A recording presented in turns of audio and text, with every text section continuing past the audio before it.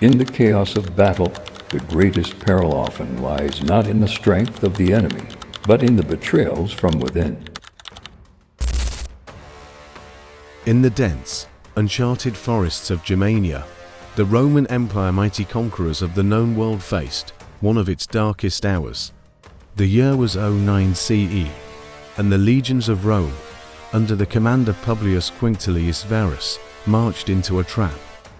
A traitor in their midst and an unforgiving terrain, to one of the most disastrous defeats in Roman military history, the Battle of Teutoburg Forest.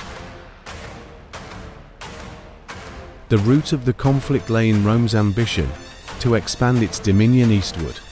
Emperor Augustus sought to bring the rebellious Germanic tribes under Roman rule, hoping to establish the Rhine as the empire's new northern frontier. The task was handed to Varus, an experienced but overly confident general who believed he could pacify Germania through Roman law and military might.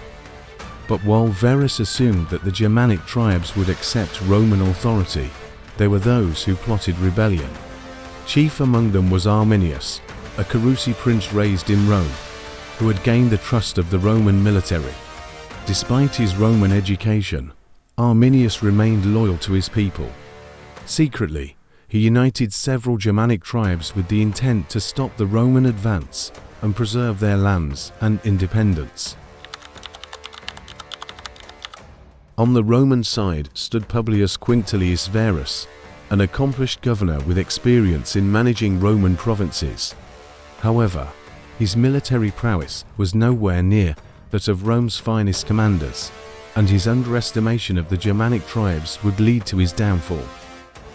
On the opposing side was Arminius, the Germanic chieftain who played a double game.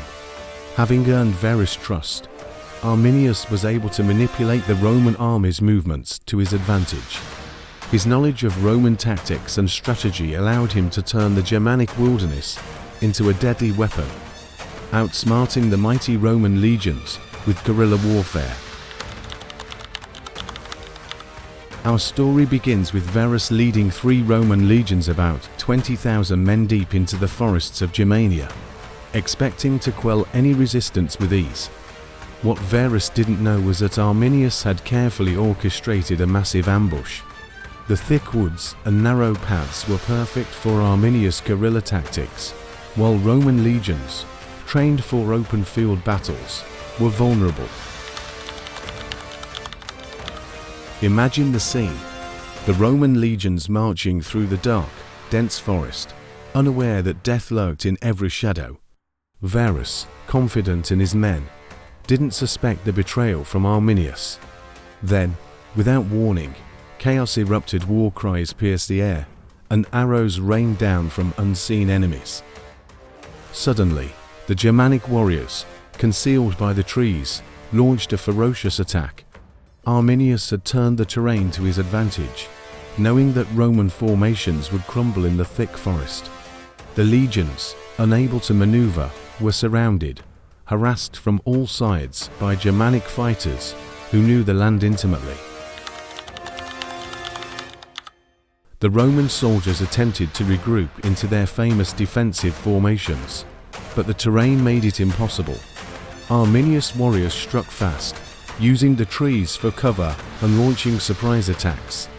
The rain and mud further disoriented the Romans, making it difficult to defend themselves against the relentless onslaught. For 3 days, the Romans endured relentless attacks. Supplies dwindled, morale shattered, and hope of escape vanished. Varus, realizing the catastrophe, ultimately fell on his own sword, choosing death over the shame of capture. His suicide became symbolic of the complete and utter failure of the Roman campaign. By the end of the battle, the Roman legions were annihilated. Out of 20,000 Roman soldiers, only a few escaped to tell the tale. The Roman eagle's sacred symbols of the legions were captured by the Germanic tribes, and the bodies of thousands of legionaries were left to rot in the wilderness. The loss was devastating, and it shook the Roman Empire to its core. The Battle of Teutoburg Forest marked the end of Rome's expansion into Germania. It was not just a military defeat, but a psychological blow to the empire. Rome never fully recovered from the loss, and the Rhine River became the boundary of Roman influence in the north. Thank you for watching our coverage of the Battle of Teutoburg Forest, a turning point in the history of the Roman Empire. If you enjoyed this video, don't forget to like and subscribe to History Orlog for more epic stories of ancient warfare. Leave a comment below with your thoughts or any suggestions for future videos, and as always, we appreciate your support.